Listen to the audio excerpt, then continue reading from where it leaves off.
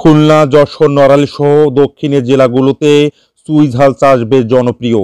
বাসাবাড়ি, hotel, রেস্তোরাঁ সহ বিভিন্ন অনুষ্ঠানে হাঁস, গরু, খাসির মাংস ও মাছ ছাড়াও বিভিন্ন খাবারে বাড়তি স্বাদ পেতে এই মশলা বেশ জনপ্রিয় ভোজন রসিকদের কাছে।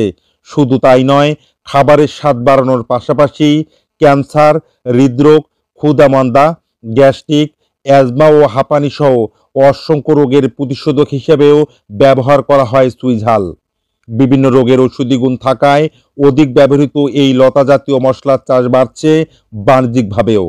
বাড়ির আনাচে কানাচে পরিত্যক্ত এবং সুপারি বাগান সহ বিভিন্ন গাছে পরজীবী হিসাবে বেড়ে ওঠায় খরচের তুলনায় চুই চাষে অধিক লাভ।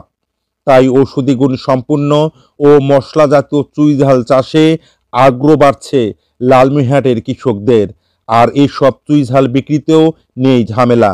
দক্ষিণাঞ্চলের বিভিন্ন জেলা উপজেলা থেকে পাইকাররা এসে কিনে নিয়ে যায় বাড়ি থেকে।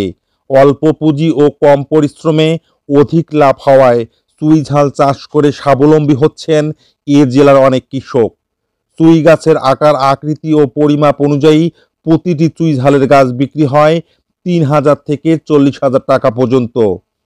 লালমনিরহাট জেলার কালীগঞ্জ উপজেলার চুইঝাল চাষি লেবু জানায়, সুপারি বাগানে বিভিন্ন গাছের গোড়ায় চুইঝাল লাগিয়েছেন প্রায় ২ শতাধিক। রবি কুমার লাগিয়েছেন প্রায় ২৫০ শত। কৃষকরা জানায়, চুইঝাল চাষে তেমন কোনো খরচ নেই। যে কোনো গাছের গোড়ায় বর্ষা মৌসুমে রোপণ করে মাঝে মধ্যে হালকা জৈব সার ও পানি দিলেই হয়ে যায়। ১ থেকে ৩ বছরের মধ্যে চুইঝাল খাওয়া কিংবা বিক্রির উপযোগী হয়। আর এসব গাছ বিক্রি হয় ৩,০০০ থেকে ৪০,০০০ টাকা পর্যন্ত। একাধিক কৃষক জানায়, চুই গাছ হুবহু পান গাছের মতো হওয়ায় এটি গাছের গোড়ায় রোপণ করতে হয়। তখন চুই গাছ পরজীবীর মতো অন্য গাছে আঁকড়ে ধরে থাকে। সে গাছ বড় ও মোটা হলেই খাবার ও বিক্রির উপযোগী হয়।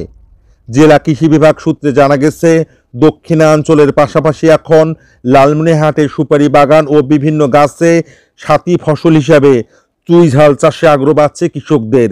শুধু গাছপালা নয়, চুইঝাল চাষ করা যায় ঢালাওভাবে, মাটি কিংবা মাচার মাধ্যমেও।